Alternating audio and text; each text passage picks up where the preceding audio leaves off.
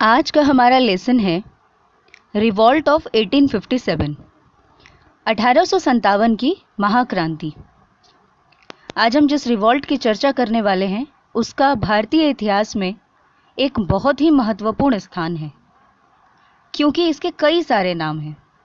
VD Savarkar ने इसे भारतीय स्वतंत्रता का पहला महासंग्राम कहा था, वहीं इसे महान क्रांति भी कहते हैं और इसे सिपाही विद्रोह के नाम से भी जाना जाता है।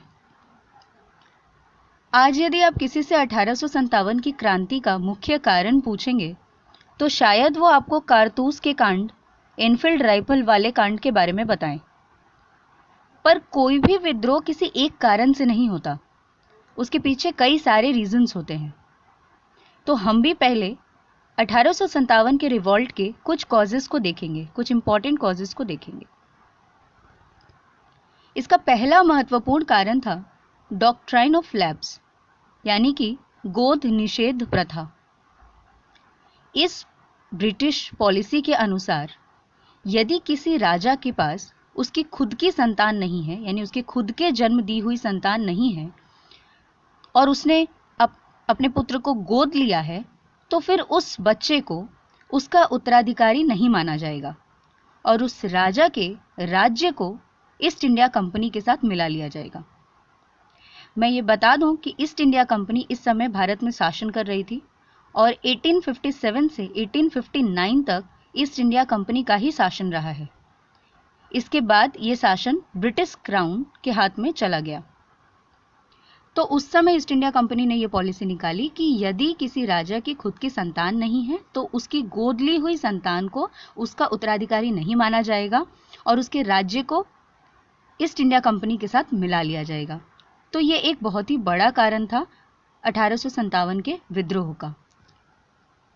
इसका दूसरा महत्वपूर्ण कारण है भारतीय सैनिकों के साथ नस्ल के आधार पर भेदभाव करना, यानी कि Indian soldiers were racially discriminated.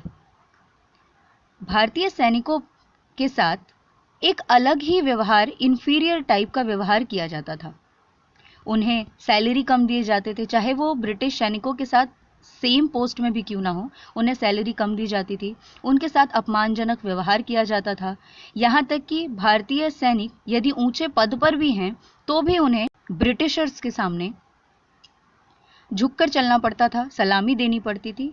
इन सारे भेदभाव के कारण भारतीय सैनिक जो हैं वो बहुत ही नाराज थे। इस युद्ध का, इस महाविद्रोह का तीसरा महत्वपूर्ण कारण था प्रोहिबिटेशन ऑफ सती प्रैक्टिस, यानी सती प्रथा का बंद होना। अब आप सोचेंगे कि सती प्रथा का बंद होना तो बिल्कुल सही है, पर उस समय के भारतीयों को ऐसा लग रहा था कि सती प्रथा को बंद करके कहीं ना कहीं ये जो अंग्रेजी सरकार है उनके धर्म के साथ खिलवाड़ कर रही है। यानी उनके धर्म में जो बातें इतने दिनों से चली आ रही थी, अचानक उसे कैसे बंद किया जा सकता है। उनके लिए सती प्रथा एक सही धारणा थी, तो उसे बंद करना उन्हें गलत लग रहा था।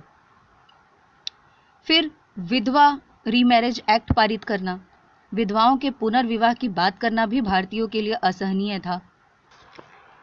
इन सब कारणों के अलावा भी इस महाविद्रोह का जो तत्कालीन कारण था वो ये था कि सैनिकों के लिए एक बंदूक का इस्तेमाल किया गया, एक बंदूक नई तरीके से लाया गया जिसमें कारतूस भरने के लिए उस बंदूक के ऊपरी कैप को दांतों से खोलना पड़ता था।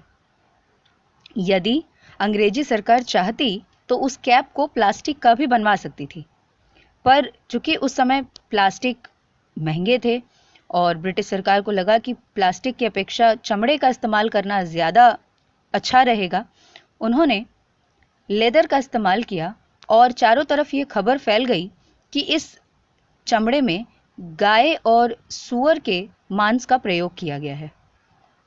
अब ये भारतीय सैनिकों के लिए असहनीय था, क्योंकि हिंदू सैनिकों के लिए गाय माता के समान थी और मुस्लिम सैनिकों के लिए भी सूअर या पिग जो है वो हराम है। तो इस तरीके से दोनों ही पक्ष को, दोनों के ही धार्मिक भावनाओं को ठेस पहुंची और इसके कारण ये विद्रोह प्रारंभ हुआ। इस विद्रोह की शुरुआत सबसे पहले 29 मार्च 1857 को हुई, जहां पर बैरकपुर जो कि बंगाल में है, वेस्ट बंगाल में है, बैरकपुर के 34वें रेजिमेंट 34th रेजिमेंट के सिपाही मंगल पांडे ने अपने एक ऊंचे ओहदे के अफसर को गोली मार दी। वहां से इस विद्रोह की शुरुआत हुई। इसलिए इसे सिपाही विद्रोह भी कहते हैं, क्योंकि इसकी शुरुआत सिपाहियों ने की थी। बाद में 10 मई 1857 को मेरठ में और धीरे धीरे 15 जून तक पूरे उत्तरी भारत में यह विद्रोह फैल गया। अब जब धीरे धीरे विद्रोह फैलने लगा तो क्रांतिकारियों को लगा कि उनके पास नेतृत्व का अभाव है, उनके पास अच्छे लीडर्स का अभाव है। तो सबसे बड़ी ज़रूरत यहाँ पे पड़ी कि एक अच्छे लीडर की खोज शुरू हुई। ऐसे समय में अलग अलग जगहों से अलग अलग लीडर्स सामने आए। जैसे उनके नाम कुछ ऐसे हैं। दिल्ली से जो क्रांतिकारियों के नेता बने वो थे बहादुर शाह और उनके अपने बख्त खान। तो बहादुर शाह जाफर जो कि मुगलों के अंतिम बादशाह थे, वो दिल्ली से नेतृत्व कर रहे थे।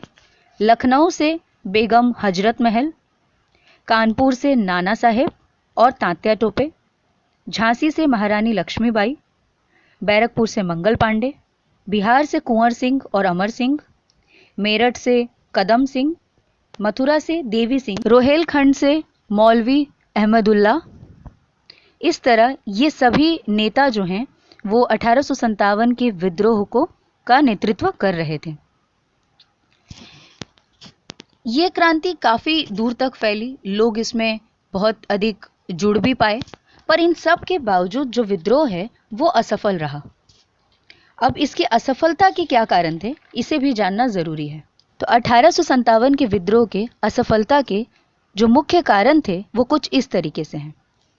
पहला, अलग अलग नेताओं के बीच में सही तरीके से बातचीत, सहयोग और कम्युनिकेशन का अभाव था। यानी हम कह सकते हैं poor coordination among leaders. Leaders के बीच में सही तरीके से बात न हो पाने के कारण वो एक दूसरे से कोऑर्डिनेट ही नहीं कर पा रहे थे। दूसरा, अच्छे नेतृत्व का अभाव। अब जैसे दिल्ली में बहादुर शाह जाफर थे, बहादुर शाह जाफर की खुद की उम्र 82 वर्ष की थी, 82 ईयर्स के थे। ऐसे में उनका नेतृत्व करना न करना बस नाम मात्र था। तो ऐसे ही उन्हें उनके जैसे ऐसे ही कई सारे असक्षम नेतृत्व के कारण ये विद्रोह जो है वो असफल होता चला गया। इसके बाद वेपन्स की जो क्वालिटी थी, जो यंत्रों की जिनसे वो लड़ रहे थे उसकी क्वालिटी थी, वो भी अंग्रेजों की अपेक्षा बहुत ही निम्न क्वालिटी के थे। और चौथा एक महत्वपूर्ण कारण जो इस विद्रोह की असफलता का मुख्य कारण है, वो कह सकते हैं कि क्रांतिकारियों को ऐसा लग रहा था कि जो प्रिंसली स्टेट है, मतलब जो राजा हैं, जैसे हैदराबाद के निजाम हैं, बीकानेर के राजा हैं या हरियाणा के राजा हैं, उन्हें लग रहा था कि ये राजा महाराजा जब क्रांति की बात सुनेंगे तो हमारी मदद करेंगे, विपन्स देकर मदद करेंगे। पर हुआ कुछ यूं कि जब इन प्रिंसली स्टेट के राजाओं को पता चला कि विद्रोह हो रहा है तो वो इस क्रांति की खबर जाकर अंग्रेजों को दे दिए।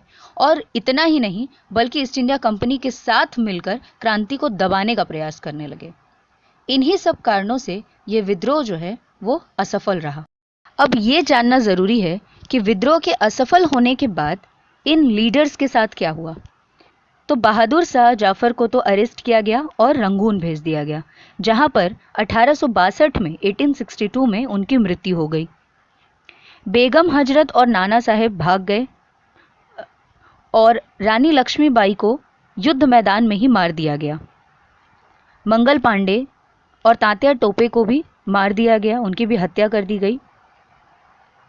अब इस विद्रोह के असफल हो जाने के बाद भी इसका कुछ प्रभाव पड़ा। जैसे इस विद्रोह के समाप्त होते ही जब इसकी खबर ब्रिटिश क्राउन तक पहुंची तो वो बहुत ही नाराज हुई। मतलब जब रानी तक इसकी खबर पहुंची तो वो बहुत ही नाराज हुई, क्योंकि उन्होंने ये कहा कि ईस्ट इंडिया कंपनी वहां रूल करने गई है, युद्ध करने नहीं।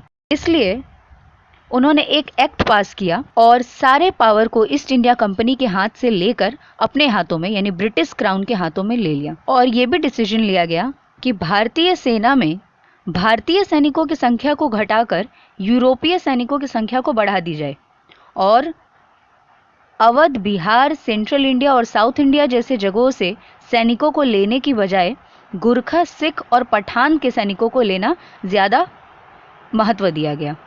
इस तरीके से इस विद्रोह के ये कुछ परिणाम रहे। ये विद्रोह भले ही सफल न रहा हो, पर इसका एक बहुत ही महत्वपूर्ण प्रभाव पड़ा और आने वाले समय में इस विद्रोह ने अनेक नए विद्रोह को सही राह दिखाई और अच्छे लीडरशिप भी मिले। हिंदू और मुस्लिम के बीच एकता भी स्थापित करने में इस विद्रोह का एक बहुत ही महत्वपूर्ण स्थान रहा। तो आपको आज का लेसन कैसा लगा, कमेंट करके ज़रूर बताएं। धन्यवाद।